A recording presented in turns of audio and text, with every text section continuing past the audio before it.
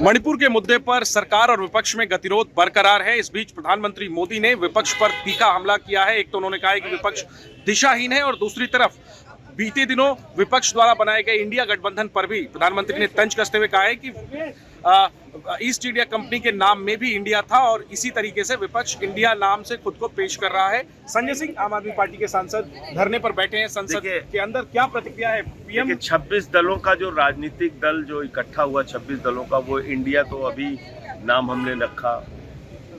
मोदी जी ने एक सभा में कहा vote for India. Modi ji ने कहा startup India, digital India, make in India और सब कुछ छोड़ दीजिए। मोदी जी ने बीजेपी फॉर इंडिया, उनका ट्विटर हैंडल आप देखिएगा, वो बीजेपी फॉर इंडिया। तो हम तो कहते हैं इंडिया जीतेगा, भारत जीतेगा। तो क्या मोदी जी और उनके पुरखे जिस ईस्ट इंडिया कंपनी से निकले हुए हैं, जिन अंग्रेजों की गुलामी करते थे मोदी जी के पुरखे, उन्होंने कहा है क्या बीजेपी को बीजेपी फॉर इंडिया लिखने के लिए? बताइए आप। हम तो कहते हैं इंडिया जीतेगा, भारत जीतेगा। हमारे मन में, हमारे दिल में इंडिया, भारत, ये देश बसता है। और मोदी जी के तो पुरखे भैया अंग्रेजों की गुलामी करते थे, बाकायदा रिकॉर्ड में है। नाम लूं एक एक का। श्यामा प्रसाद मुखर्जी क्या करते थे?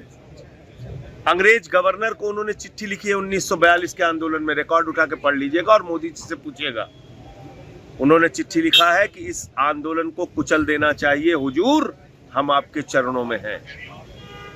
क्या लगता है पूछे श्यामा प्रसाद मुखर्जी का नारा क्यों लगाते हैं? ईस्ट इंडिया कंपनी से विपक्ष की तुलना क्यों की है? क्या लगता है? उसी परिवार से निकले हैं ये लोग, उसी ईस्ट इंडिया कंपनी से निकले हैं ये लोग।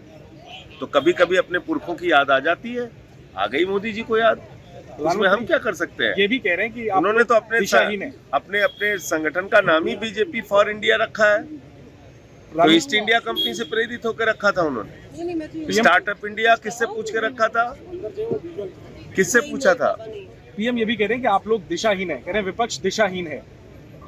देखिए, ऐसा है कि इधर उधर की बात करने के बजाय उनको आके मणिपुर की हिंसा पे जवाब देना चाहिए। ये ड्रामेबाजी और ये फेकूगिरी रोज करने से काम चलेगा नहीं। और आपने इस देश को फालतू की चीजों में उलझा रखा है, अब मत उलझाइए।